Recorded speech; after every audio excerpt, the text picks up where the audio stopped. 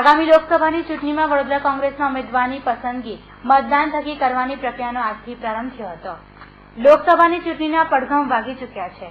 રાજકીય પક્ષોએ ઉમેદવારોની પસંદગી પ્રક્રિયા પણ શરૂ કરી દીધી છે। ત્યારે કોંગ્રેસ દ્વારા વડોદરા તથા ભાવનગરની બેઠક માટે ચૂંટણીથી ઉમેદવાર નક્કી કરવાની પ્રક્રિયા યોજવામાં આવી છે।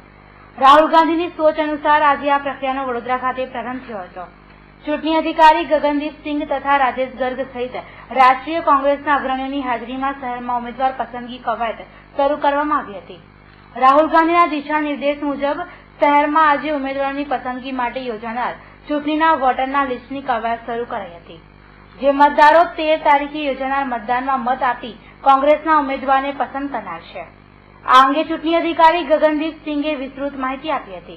ऑफिस बेरर में हमारी 19 कैटेगरी हैं, उनको हम 19 कैटेगरी में हमारी पार्टी के जो भी office bearer workers leaders call करेंगे, हम उनको इस पार्टी में वोटर बनाएंगे और पूरा बैलेट की तरह से चुनाव होगा और जो भी चुनाव जीतेगा हम उसको चुनाव में जीता हुआ डिक्लेयर कर देंगे। उसके बाद हमारी PEC डिक्लेयर करेगी कैंडिडेट कौन है। पार्टी का जो फ्रंटल ऑर्गेनाइजेशंस होती हैं उसमें वो है पार्टी की मेन बॉडी के नेशनल से लेके असेंबली लेवल ब्लॉक लेवल तक जो अलग अलग ऑफिस में काम कर रहे हैं वो हैं।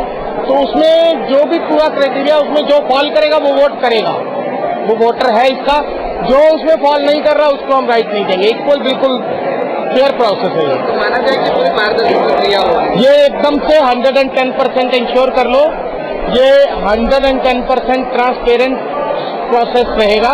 इसमें किसी तरह ये फुल प्रूफ प्रोसेस है, इसमें किसी तरह का कोई भी गड़बड़ का कोई चांसेस वाली बात नहीं। आखिरी सवाल ये है कि बीच में चर्चा ऐसी चली थी, बात ऐसी चली थी कि जो प्रेसिडेंट है, शहर का जो प्रेसिडेंट है वो चुनाव नहीं लड़ सकता, अथवा उसको चुनाव लड़ना है तो वो पहले इस्तीफा दे अपने पद से। तो कोई नहीं, ये चर्चा को हम नहीं जानते यहाँ कैसी चली थी, क्योंकि देखिए नियम कोई किसी ऑफिस बेरर को इस्तीफा देने की कोई जरूरत नहीं है।